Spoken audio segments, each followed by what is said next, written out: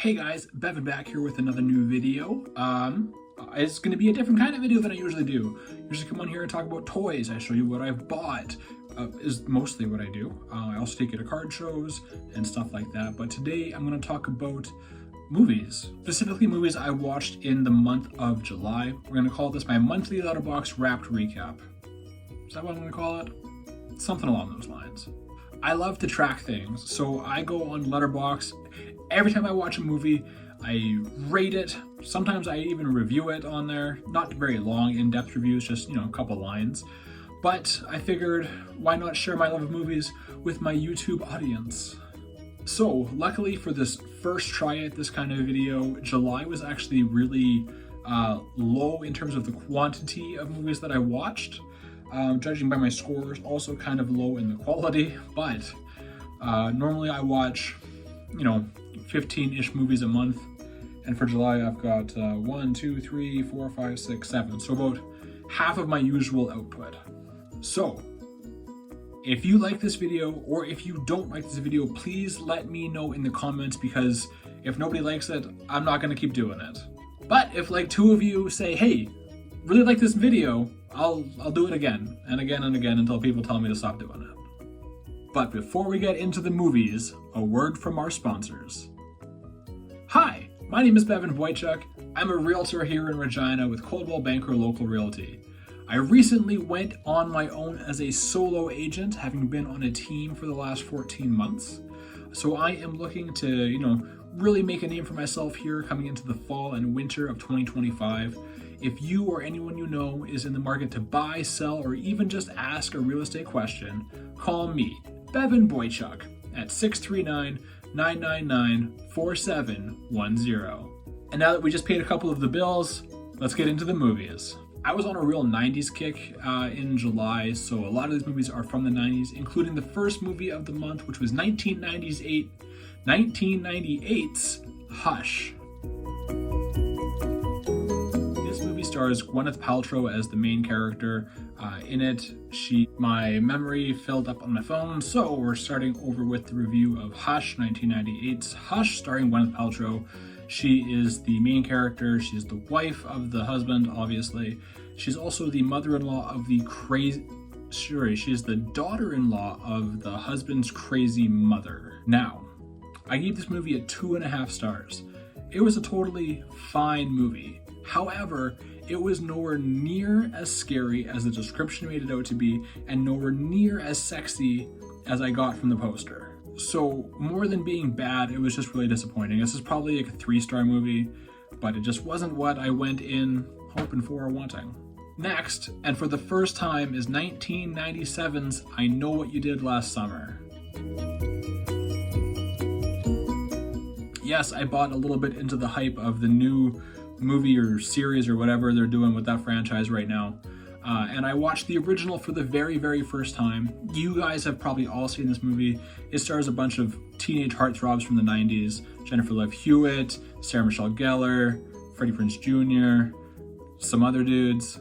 And I gave this movie 3 out of 5 stars because it's totally fine. And if I watched this in the 90s or even when I was in high school in the 2000s, I'm sure I would have loved it. I had no idea on earth that the entire scary movie, scary movie, came from this.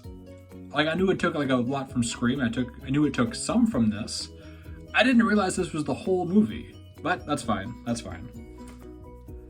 That one's on me. Yeah, the movie's fun. 3 out of 5, because if I had seen this movie 20 years ago, I would have loved it. This is totally made for teenage Bevan, for sure. Still in the 90s with 1991's Terminator 2 Judgment Day. Now, I don't know what was going on in July of 2025 with me. I have seen this movie before and loved it. I could not get into it this time around. Maybe it's the whole AI thing out there and how I hate it and how machines are taking over our lives, and this movie just did not speak to me the way it did when I first watched it. And unfortunately, that just is what it is.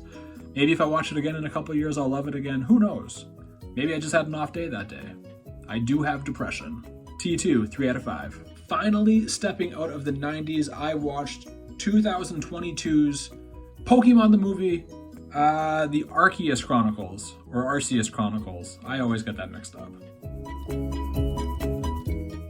I gave this movie 3 out of 5 stars, basically for being Pokemon. I don't remember anything about it, except that I watched it. But I'm sure it was totally fine and adequate for a Pokemon movie in the 2020s.